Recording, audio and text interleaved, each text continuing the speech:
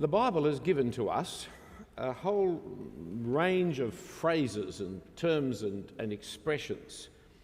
Shakespeare's play, for example, Measure for Measure, actually comes from the Sermon on the Mount. The measure you use will be measured to you. And so if you know your Bible, you can have a certain expectation about the play that's called Measure for Measure. Another one of those kinds of phrases of the English language that we use is sowing to the wind and reaping the whirlwind. And it comes from here in Hosea chapter 8 and verse 7, they sow the wind and they shall reap the whirlwind.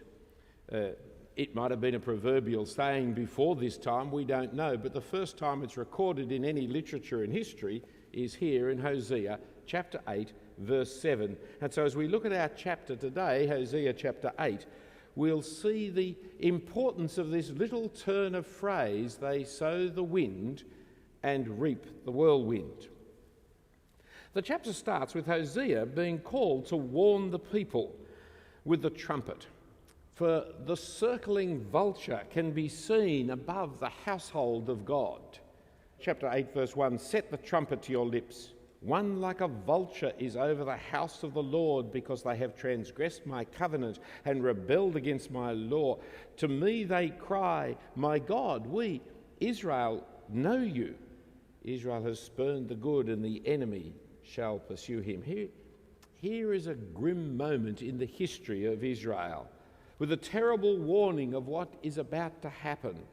The image of watching the bird of carrion gathering above, circling above the people of Israel, waiting to eat you, waiting for your death when you no longer will be able to fend it off as it scavenges upon your flesh. Like the business that is going into difficulty today, and the scavengers wanting the bargain of the fire sale keep ringing up to find out how your business is going. Israel is on its last legs. It's about to be defeated. It's about to be plundered. And Hosea is to blow the warning trumpet, to warn of the vulture, of the imminent disaster, to tell of their disease and their prognosis, the likely outcome of their disease, tell of their future. For firstly, there is the diagnosis of the problem, the diagnosis of Israel's action that you see in verses 1 to 3. For they have, verse 1, transgressed my covenant. And verse 1, they have rebelled against my law. And verse 3, they have spurned what is good. These are not three different things. They are really one and the same thing. For by transgressing the covenant, you fail to keep the law. You disobey, you rebel against the law. And by rebelling against the law, you are turning your back, you're rebelling, you're rejecting, you're spurning that which is good. The covenant, remember, is just the contract made between God and his people at Mount Sinai, when God agreed to be their God and they agreed to be his people, and he spelt out for them what it meant to be his people by giving them the law. For if they live this way, they'll be living as his people. But by disregarding the laws, by breaking the laws, by flouting the laws, the people were breaking the covenant. They were not faithfully keeping the word so that they would be his holy people. They are now living like everybody else lives, not distinctively as his people. And so they were courting disaster and destruction. The vulture circling overhead was the symbol, was the sign to them of what was coming, as a vulture stirring over your head would be a sign to you. But notice, friends, when you break God's commandment, you also rebel against God's law, but you also at the same time are spurning the good, rejecting and throwing away the good. For there is a direct connection between the law of God and that which is good, between what God's covenant was about and what goodness itself is about. It shouldn't surprise us that the creator of the world should give laws that are good. It shouldn't surprise us that the judge of all the world should give laws that express goodness, that the God who is himself good should make laws that reflect his goodness. Shouldn't surprise us. But yet, people these days want to set the law of God away in a historical context which is kept away from everything else that's happening. They want to set aside his laws as if you can improve upon the Ten Commandments. I've noticed of recent years more and more people, and the media in particular, are turning the Ten Commandments into the seven deadly sins, and the seven deadly sins are quite different to the Ten Commandments. Our civilization is not built upon the seven deadly sins. Our civilization, being a country bought out of Protestant Christianity and out of the Bible, is built on the Ten Commandments. But there are some who want to say that they are so time-bound, God, Moses, Israel, so situational specific when the people of Israel were being established as the covenant people of God, that they have no bearing on today. But the law that God gave to Israel expressed his goodness and is good. And if you want to understand what is the good, it is to be found in the law of the Lord, for that is what is good. You can't do better than have a commandment which says you shall not covet. Oh, that our world banking system had lived on the commandment you shall not covet. We would not be quite in the mess we're in or we are at the moment if we just kept that. To say, well, look, that was just back for them and then it's got nothing to do with the markets of today, is not to understand God or mankind or the human sinfulness or condition. But while Israel is spurning the good by transgressing God's covenant, yet Israel's profession is one of fidelity and relationship to God. You read it there in verse 2. To me they cry, my God, we, Israel, we know you. We know you as God, you know us as your people. Hey, we are the chosen people. They are very God-conscious, religiously observant people. Here is the blasphemy and the sacrilege of that commandment which says you shall not take the name of the Lord your God in vain. For they took the name of the Lord upon themselves and lived in total disregard of the Lord whose name they bore, bringing dishonour, discredit upon the name of the Lord that they bore. They profess his name while denying his covenant and rebelling against his laws. They want to be his people, but they do not want to be conformed to his way. They want him to be their God, but they don't want to live with him as their God. They don't want to submit to him as God. They want to do their own thing. We are warned in the New Testament. If we say we have fellowship with him while we walk in darkness, we lie and do not practice the truth. It's one thing to profess fellowship with God, but if our life is that of darkness, we are not in fellowship with God, for God is light. Profession of God without living for God is the blasphemous denial of God, is the spurning of the good. And so, with the vulture circling, we read of Israel's future in verse 3, the enemy shall pursue him. Here is the end point of losing a battle. You turn and run. Verse 3, Israel has spurned the good, the enemy shall pursue him. When you turn and run, your enemy chases you down, pursues you to kill you and to plunder you, for you are now defenceless as you and your colleagues are scattered across the country, desperate to get home. Here is the vulture moving in on the flesh to tear it from the bones, to pluck out the eyes and to gorge himself on the carcass.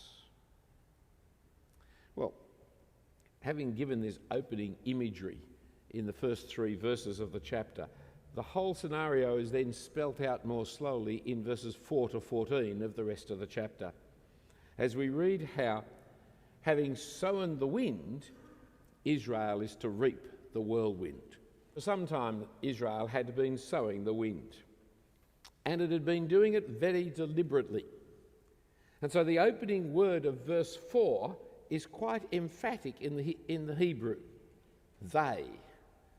It's repeated again later in the verse. They made kings, but not through me. They set up princes, but I know it not.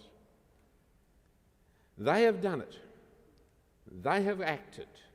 And throughout this section, there is no doubt about the deliberate course of action that Israel has been following.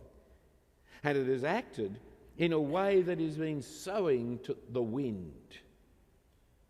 Let me enumerate their way. We'll take a little bit longer in this section of the talk than we will in the other parts of the talk, so don't panic about the timing too much. Let me enumerate with about 4 or 5 of the different errors, the different ways they're sowing to the wind in this section of chapter 8 of Hosea. Firstly, verse 4, they made kings, but not through me. They set up princes, but I knew it not. This is so descriptive of the last decades of the northern kingdom of Israel. 4 of the last 6 kings arrived in power by assassinating their predecessor. It was a time of civil war, of coup, and civil war, rebellious coups, assassinations, taking force by power. These are the symptom of a nation that is imploding, that has very little future to it. The making of kings was the very history of the northern kingdom when they broke away from the house of David in the first place. But now it has reached a stage of just horror as king after king gets killed and is replaced by another. Here, friends, is the problem of the modern state. Ultimately, all states are monarchies. Either God is the king, or a human king is the king, or the people are sovereign through being a democracy or being a republic. But if you do not acknowledge God, you will be built upon power and injustice. The powerful injustice of a monarch or a tyrant, or the tyranny of the majority and the wealthy who can work the system. But if God is not the ultimate source of the authority of government in a land, then power is. But verse 4 introduces another error. For you see in the second half, with their silver and gold they made idols for their own destruction. Idolatry is always condemned in the Bible, for it never represents God. It always misrepresents God. It is the stupidity of human imagination to think that God is anything like a statue of anything that you might have in heaven or on earth or under the earth. Well, here in Hosea 8, we see Israel has made idols and worshipped them. Verse 5, I have spurned your calf, O Samaria. My anger burns against them. How long will they be incapable of innocence? For it is from Israel a craftsman has made it. It's not God. The calf of Samaria shall be broken to pieces. We think this idolatry thing's a bit strange, a bit weird, don't we? And can you imagine normal, sensible, intelligent people worshipping a calf? I mean, a bull, a sense of a symbol of our kind of strength and virility, using a bull as a kind of a symbol of good fortune and prosperity, a symbol of the fates being with us. We cannot imagine. Well, we cannot imagine it without at the same time remembering the bear that now rules over our world at the same time. For outside stock exchanges around the world are the bear and the bull that we worship and symbolise and photograph ourselves with and talk about as if there is something to it. And thirdly, they have made alliances with pagan nations, not trusting God to save them and care for them. So we read in verse 8, Israel is swallowed up. Already they are among the nations as a useless vessel. For they've gone up to Assyria, a wild donkey wandering alone. Ephraim has hired lovers. Ephraim's another name for Israel, remember. Though they hire allies among the nations, I will soon gather them up, and the kings and princes shall soon rise because of the tribute. Yes, you go to all these nations and you make peace treaties with them and alliances with them and pay tribute to them, and once you start paying tribute to them, you'll be paying more and more tribute to them until in the end you'll be writhing in agony. Again, this was so true of the final stages of Israel's history. As they ran from trying to appease Assyria back down to trying to sort out things with Egypt and trying to get help from Egypt. And they were worried about their local neighbours who were rejoicing at the growing weakness of Israel. God is the God of Israel, not Assyria, not Egypt. God is the God of Israel, but they think their neighbours, they think their enemies are going to protect them, are going to rule over them, are going to give to them prosperity and health. What stupidity. All the time weakening their own positions, failing to know the God that they profess back in verse 2, to know you. If they knew God, they wouldn't bother with the nations.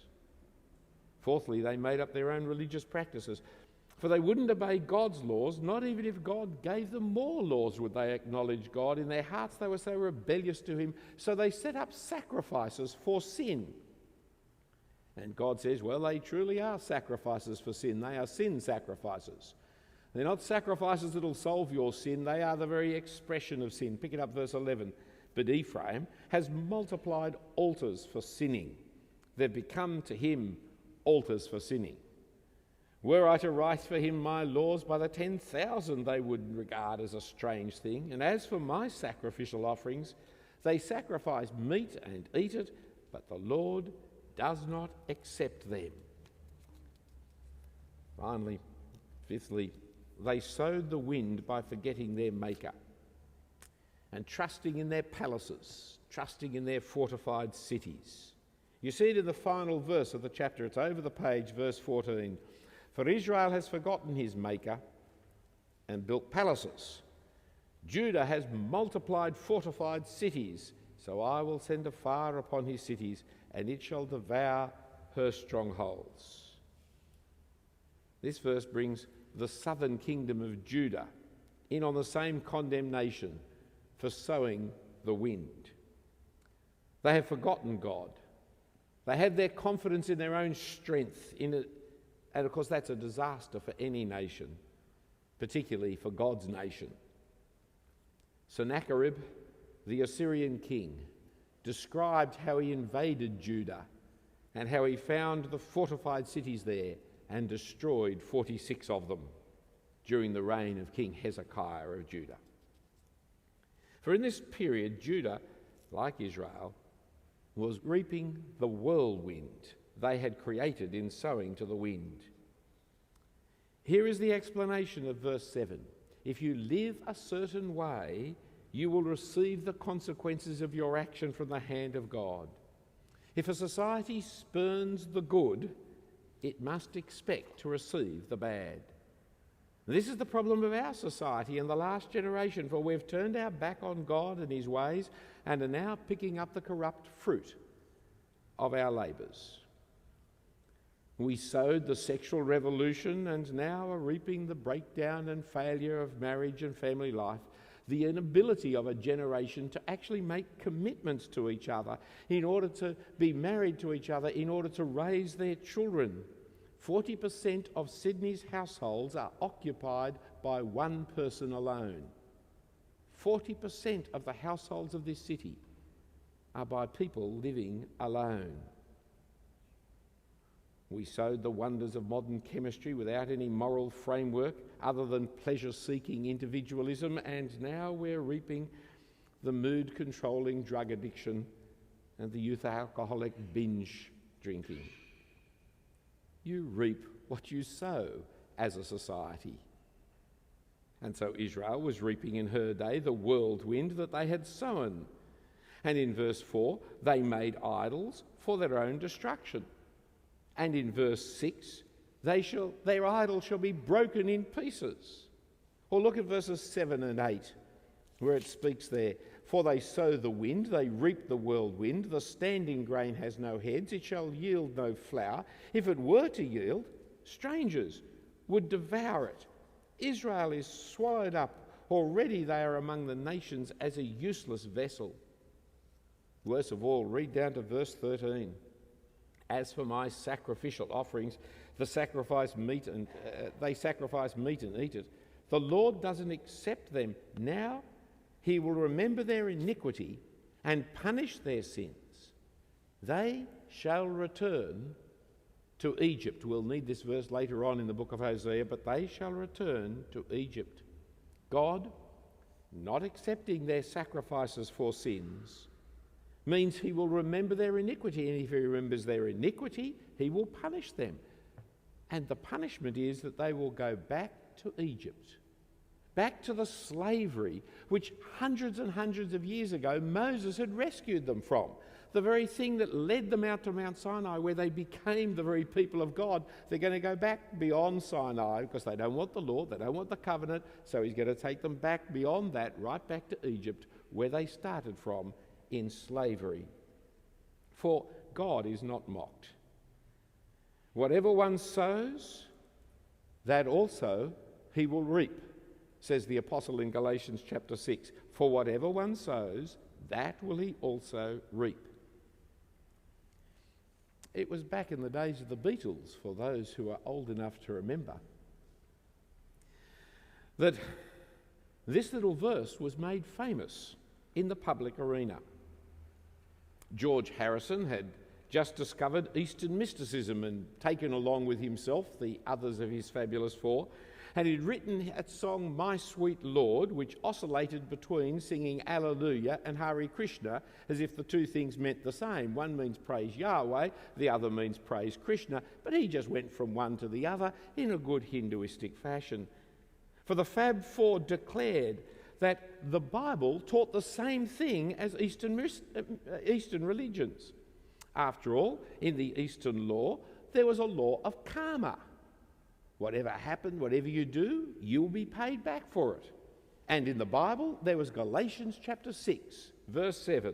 Whatever one sows, that will he also reap. You see, karma. There it is, Eastern religion in the Bible. But notice, friends, how they didn't read the whole verse. Only quite half the verse. And they don't pay any attention to the context, because it actually says, God is not mocked. For whatever one sows, that will he also reap.